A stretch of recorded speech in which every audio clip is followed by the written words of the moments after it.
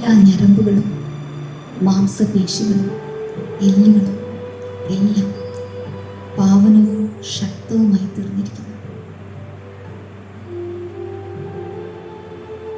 മുഴുവൻ ശരീരത്തിലെ രക്തവും ശുദ്ധീകരിക്കപ്പെട്ടു കഴിഞ്ഞിരിക്കുന്നു.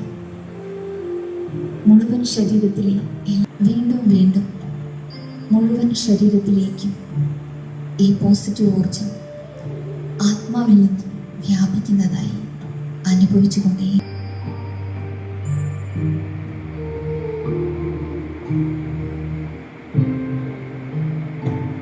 മുഴുവൻ ശരീരത്തിലും ഇപ്പോൾ പ്രതിരോധ ശക്തി ലഭിച്ചിരിക്കുന്നു.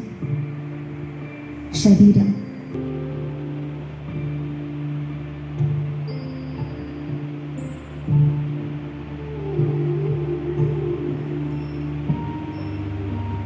പതുക്കെ പതുക്കെ മുഴുവൻ സൃഷ്ടിയുടെയും നാഥനായ പരമാത്മാവിനെ, സദാ പ്രകാശ സ്വരൂപനാണ് പരമാത്മാവ്.